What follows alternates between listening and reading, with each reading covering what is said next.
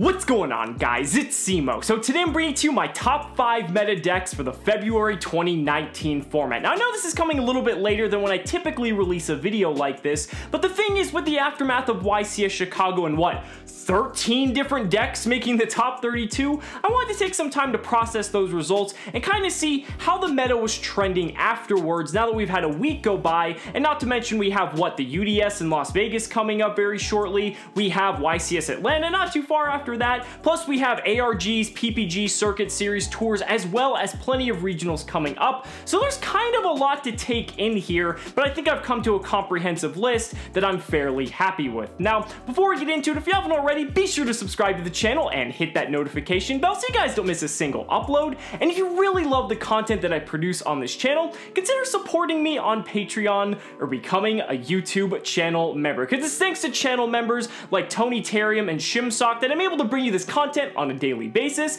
So if you're interested, hit the join button down below or check out the links in the description. But without further ado, let's go ahead and get right into it. Kicking off with number 5, I actually have Salim Angry. Now, Salim Angry will be released a little bit later on this week at the time of recording this video, but the reason I had it on here at number 5 is very simple, is because this deck is actually very good. This is kind of one of those iterations where we're gonna get a deck that you can buy in the form of 3 structure decks, just upgrade it a little bit, and it's going to be one of the strongest decks of the upcoming format. Now, I don't think it's gonna be the strongest for reasons I'll discuss a little bit later on, but this deck is so consistent and powerful. The reason for that is because it generates a majority of its plays off of a single card or 2 card combos, very reminiscent of something like Zodiac, but I wouldn't exactly say that. But the thing is, it's able to recur its main combo starter at the end of each one of its combos. So it's able to assemble a board for essentially free if it goes uninterrupted, and then even if your opponent breaks that board, which isn't difficult to do, but sometimes it does the job.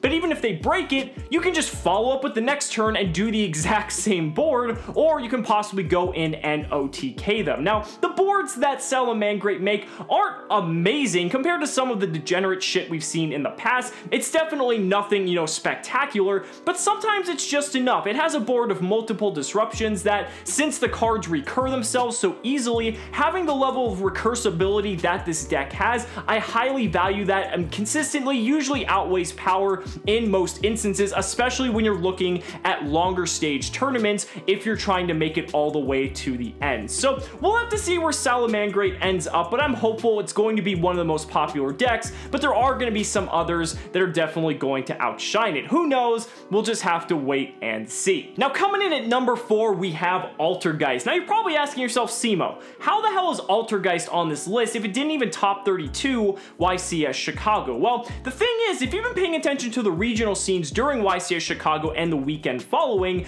Altergeist was everywhere. I mean, it managed to take first place at several regionals, not to mention it made the top 8 of several of these regionals as well. And it's not like Altergeist wasn't in plentiful abundance at YCS Chicago. There were multiple in contention to make top 32, so Altergeist is still a very realistic threat, and that's something you definitely have to consider. Remember, just because it didn't make the top 32 doesn't mean the number of Altergeist players you might go up against is going to be skewed any lower than before YCS Chicago or after. You might still play 3, 4, 5 Altergeist potentially in a 9, 10, 11 round tournament, but you might not see any in top cut, and that's the reality of the situation here. Altergeist still has so much going for it. It has some amazing matchups when you look at the other top decks that it has a really good shot. I think the biggest problem that Altergeist faces is going into games 2 and 3 when you have the side deck, because there are so many cards that can just cripple this deck's strategy, and I think people were heavily preparing for that at YCS Chicago, so don't get blindsided by the fact that it didn't top YCS Chicago, because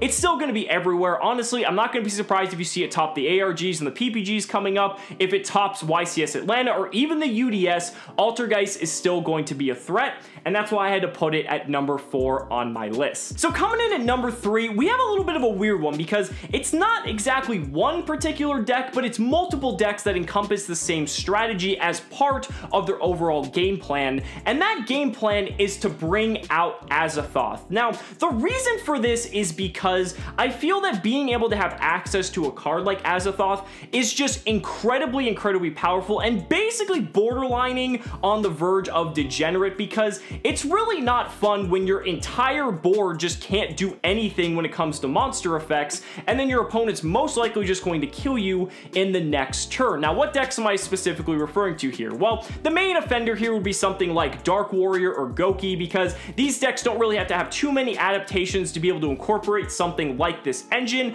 and that's honestly a really good thing because, again, yes, the combo decks did take hits on the last Forbidden and Limited list, but by being able to adapt and incorporate Azathoth into their strategies, by being able to just spam it out with the rank up quick play spell, yeah, that's pretty damn good, and being able to shut down your opponent's entire turn for the most part. I mean, it doesn't work against every deck. I mean, Striker and Altergeist, because they're not solely relying on monster effects, have a little bit of leeway, but for the most part, a lot of decks rely on monster effects, and being able to just shut them down entirely, not to mention there's no way to stop this. I mean, you can't negate it with Infinite Impermanence. As soon as that card hits the board, it's done, it's active, it's a lingering effect, and there's really nothing you can do about it. But other decks that incorporate this too are decks like the Danger Orcus deck that Ed Deception and Avery Foster piloted at YCS Chicago, giving them a little bit of an alternate win condition. Same thing goes for the Lunalight deck that Raphael Neven piloted and ended up taking first place with.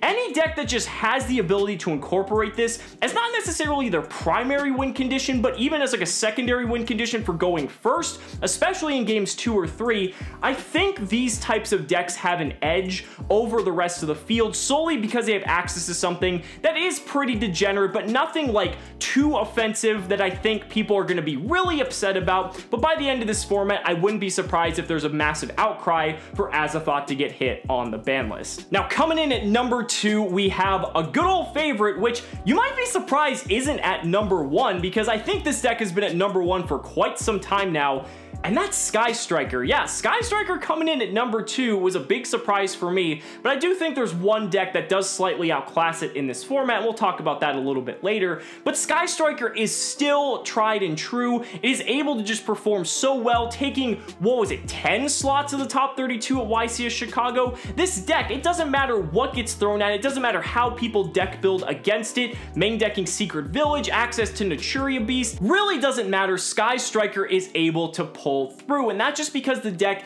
is so consistent and has such an incredible toolbox of cards. And again, it's not a deck that's really going to kill you very fast, but because it has so many strong control tools, it's really just going to out advantage you very slowly, one by one, when it comes to card economy. But that's really all it needs to do. Once it has full control of the game, there really is no turning back. And yeah, there are ways to deal with it in side deck games 2 and 3, but honestly, a lot of the times the deck has so much flexibility and adaptability to being able to incorporate side deck cards of its own when it's going up against particular matchups. It's able to run tons of hand traps without really disrupting the engine too much. Just an overall solid deck. But the thing about it is too, it's relatively fair at the same time. Now, obviously, a deck that has to be number 2 on the list isn't perfectly fair. Yeah, sure, a card like Mobilize Engage, being able to draw you multiple cards in a turn, and it isn't once per turn, isn't exactly too fair, but it doesn't really do anything degenerate. You know, it's not dropping an Azathoth on you. You know, it's not pretty much preventing you from playing the game,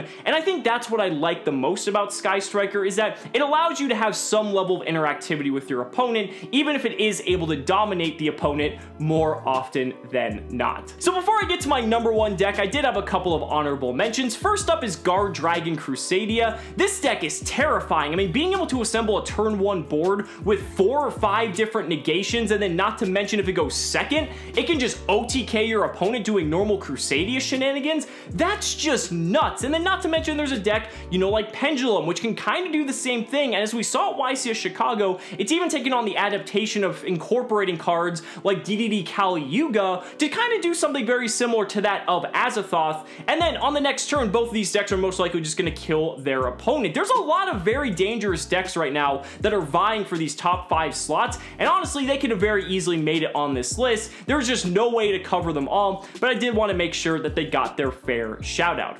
But that does bring us on to my number 1 deck of the February 2019 format. And if you haven't already figured it out, I'm giving it to Danger Thunder Dragon. Holy shit. This deck is horrifying. Now, I've gotten the opportunity to play this deck multiple upon multiple times, and it's just insane. The amount of different ways that this deck can extend, even through types of disruption, is just maddening. I mean, this deck doesn't care about impermanence, like it doesn't care about Ash Blossom. The only real card that can stop this deck is like Droll and Lockbird if you lose the die roll. I guess Lancia maybe to an extent, or maybe if their hand is like god awful, maybe something like Ogre or Impermanence on like Summon Sorceress or Saryuja, but most of the time this deck just does not care. And when I alluded to earlier talking about degenerate strategies, this is the most degenerate deck of our current format that you're gonna see the most of. Yeah, sure, there's like some FTK / pseudo FTK still running around,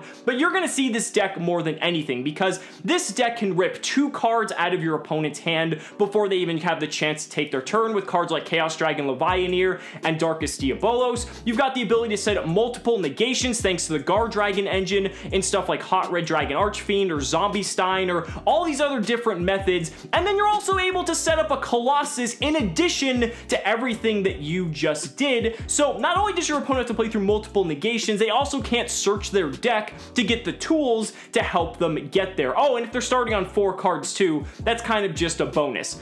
That's crazy, and not to mention that the deck can very consistently do this. It's not like it just happens only once throughout the tournament. They're most likely doing this every time they go first. So this is the deck to beat this format. You have to be prepared for it. It took the 2nd most top slots at YCS Chicago, and looking at the regional scene already, this deck is already exploding with popularity. So don't be surprised if you see this at the UDS, if you see this at YCS Atlanta. This deck is going to be everywhere, and that is why it is my #1 deck of the February 2019 format. But guys, those are just my thoughts. Let me know down in the comments what you guys think about your top choices for this format. I'd really love to hear your thoughts. So guys, thank you so much for watching the video. Be sure to like the video as always, subscribe to the channel for more amazing Yu-Gi-Oh content, and if you found this video helpful, consider supporting me on Patreon or becoming a YouTube channel member, because just by showing your support in any way that you can, you're investing in my ability to continue bringing you